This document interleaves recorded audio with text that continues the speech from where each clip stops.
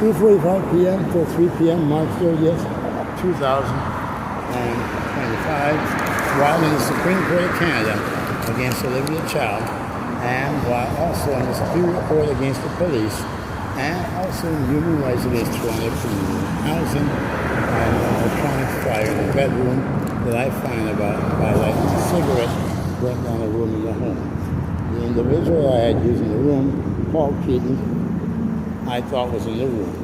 He, in turn, came back, said that help the homeless.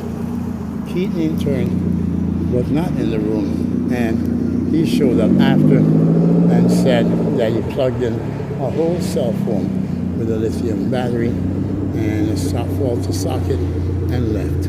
And that is what we believe burnt down the room in the house. The police, within 2 hours after the fire, killed my two loving pets, said they deemed that I lit a cigarette and deliberately burnt down the room in my home and by 3 p.m. and charged me for arson. They won't make a deal. I can take the dog to the streets if I agree not to go within 500 meters of my home.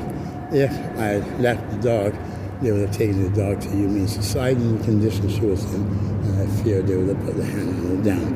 Me and the animal now have to live underneath this bridge. And our rent is paid, our apartment has been renovated, and we have won our landlord and tenant case, and this is how me and my animal has been forced to live by the Crown Attorney, who said after it was put over for 3 weeks, the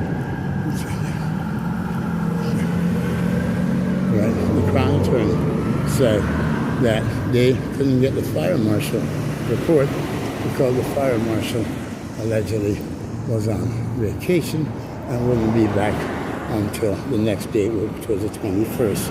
But the problem we have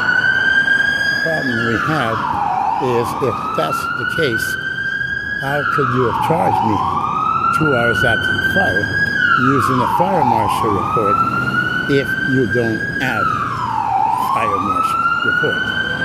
And this is torture in Toronto, the Kevin Clark story. And it's not only cruelty to animals, cruelty to humans, it's also attempt murder.